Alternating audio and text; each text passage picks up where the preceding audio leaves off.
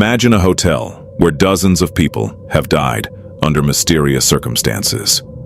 A place so infamous that serial killers called it home. A building where guests reported strange voices in empty hallways, shadowy figures standing at the ends of corridors, and elevators that seemed to have a mind of their own. And then, in 2013, a young woman vanished inside this hotel, only to be found weeks later in a place that should have been impossible to reach. Some say the Cecil Hotel is cursed. Others believe something far darker lives within its walls. Tonight we're uncovering the terrifying history of the Cecil Hotel, one of the most haunted and disturbing buildings in America. Standing in the heart of downtown Los Angeles, the Cecil Hotel first opened its doors in 1924. It was designed to be a luxurious destination for travelers and businessmen. The owners spent millions of dollars creating a grand hotel that they hoped would become a symbol of elegance and success. But what nobody could have predicted was that the building would soon gain a reputation unlike any other. Within a few years, the Great Depression struck America, and the area surrounding the hotel began to decline. Crime increased, poverty spread, and the neighborhood slowly transformed into one of the most dangerous districts in Los Angeles. As the city's darkness grew, the Cecil Hotel seemed to absorb it. Over the decades, an unsettling pattern began to emerge. Guests started dying under mysterious circumstances. Some jumped from the hotel's upper floors. Others were found dead in their rooms.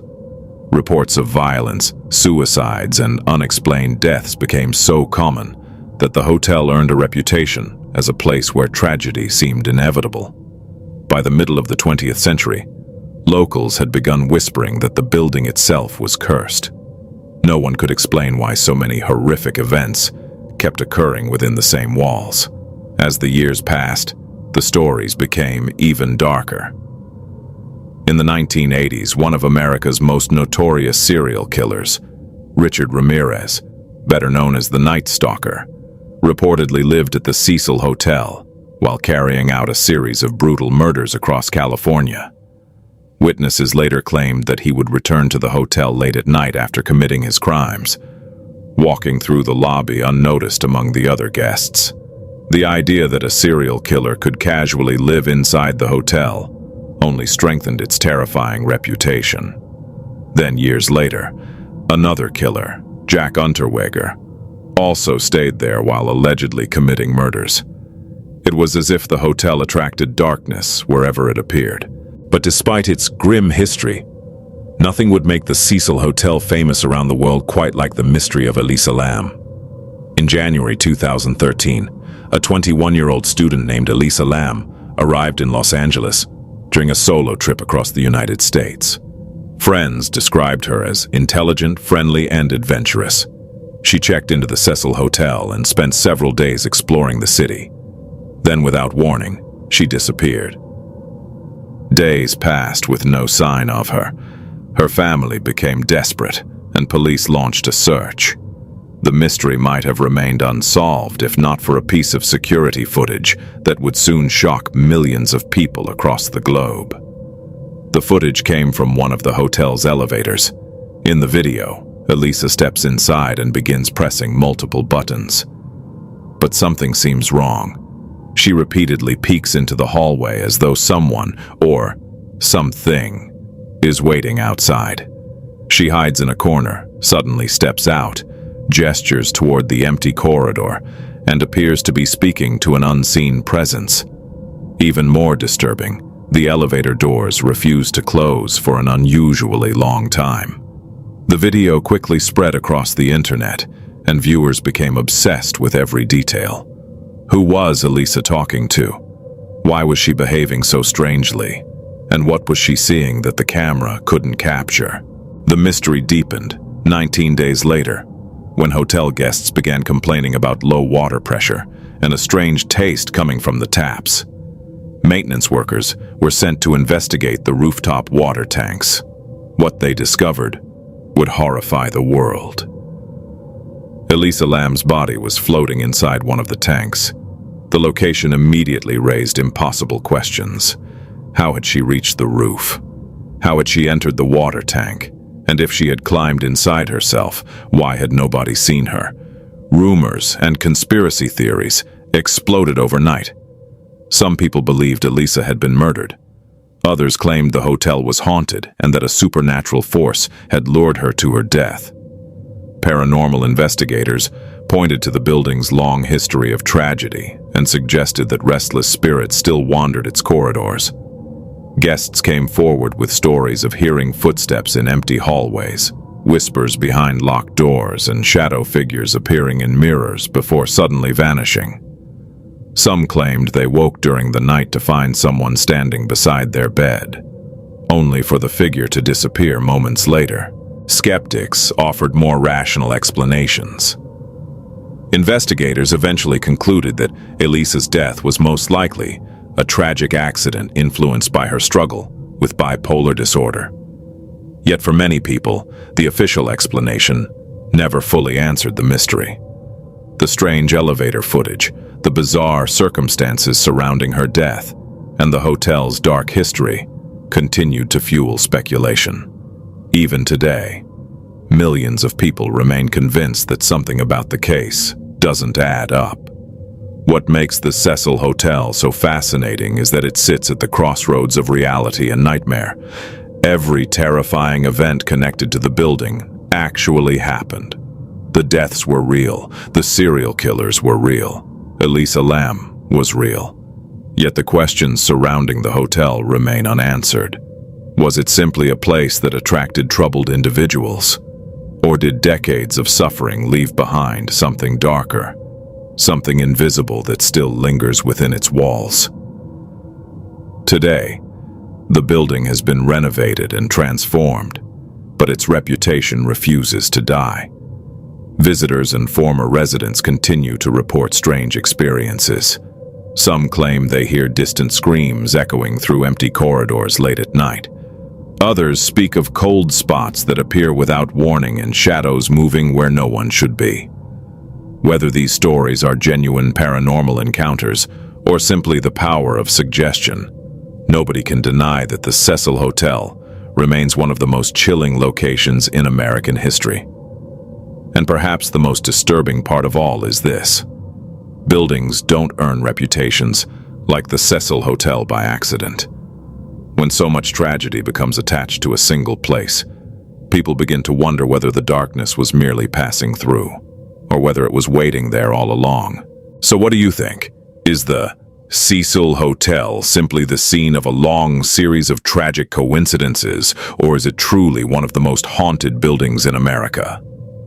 Let us know in the comments below. And remember, if you ever find yourself alone in an old hotel and the elevator doors refuse to close, you might not be alone.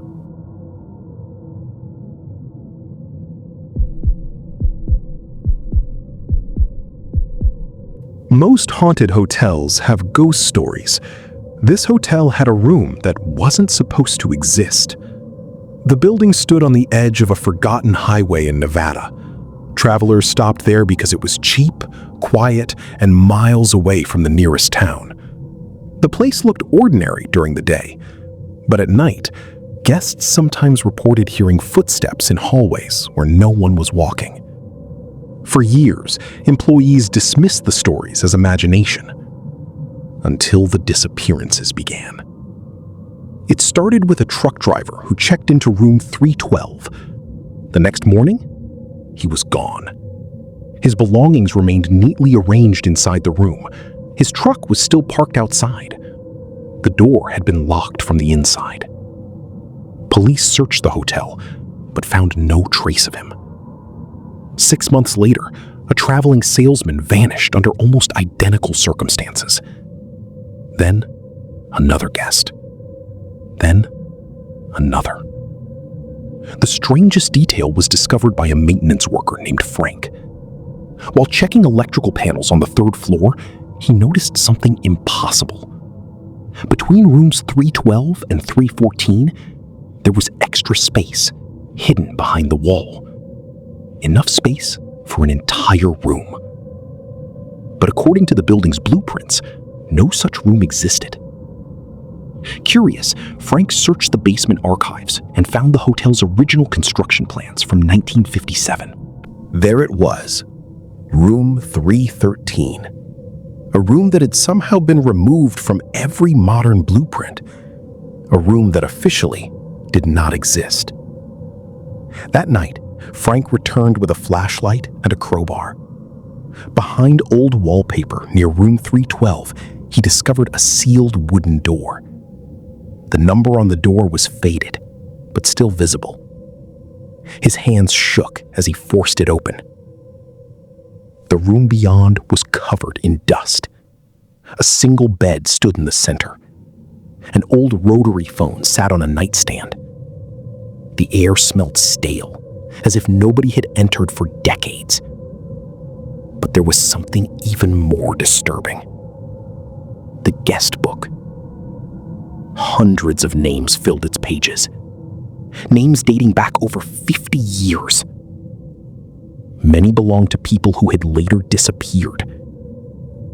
Frank turned another page. His blood froze. At the bottom of the final entry was today's date. And beneath it, his own name. The room's phone suddenly rang. Once, twice, 3 times. Against every instinct, Frank answered. A voice whispered from the other end. "Thank you for checking in." The line went dead. The next morning, hotel staff found the hidden door sealed shut again. Frank was nowhere to be found. No signs of a struggle. No evidence he had ever entered room 313. When police searched the hotel, they found no hidden room. Only a solid wall between rooms 312 and 314. To this day, the hotel remains open.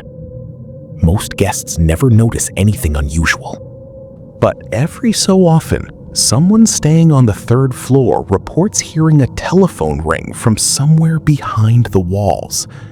A phone that should not exist. And if you ever stay there, count the room numbers carefully.